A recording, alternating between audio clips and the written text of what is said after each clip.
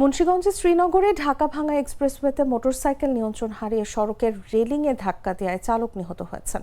এ ঘটনায় আরেকজন গুরুতর আহত হয়েছেন। সোমবার সকাল 7:55 দিকে উপজেলার উমপাড়া এলাকায় এই দুর্ঘটনা ঘটে।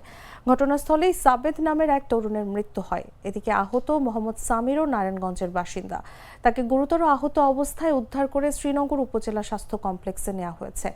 ফায়ার সার্ভিস ও সিভিল ডিফেন্স মুন্সিগঞ্জের উপসহকারী পরিচালক মোহাম্মদ শফিকুল ইসলাম বলেন, খবর পেয়ে শ্রীনগর ফায়ার স্টেশনের একটি দল দ্রুত ঘটনাস্থলে পৌঁছে আহত ব্যক্তিকে উদ্ধার করে হাসপাতালে পাঠায়। মরদেহ পুলিশের কাছে হস্তান্তর করা হয়েছে। পুলিশ জানিয়েছে, এই ঘটনায় প্রয়োজনীয় আইনগত ব্যবস্থা নেওয়া হচ্ছে। মাওয়া এক্সপ্রেসওয়ের ওমপাড়ায় মোটরসাইকেল দুর্ঘটনায় ঘটনাস্থলে একজন নিহত হয়।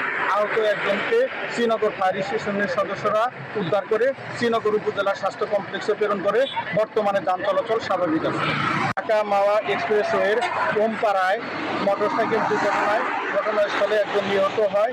নিহতের লাশ হাইওয়ে পুলিশের কাছে হস্তান্তর করা হয়েছে। আহত একজনকে শ্রীনগর ফায়ার স্টেশনের সদস্যরা উদ্ধার করে শ্রীনগর উপজেলা স্বাস্থ্য কমপ্লেক্সে প্রেরণ করে বর্তমানে যান চলাচল।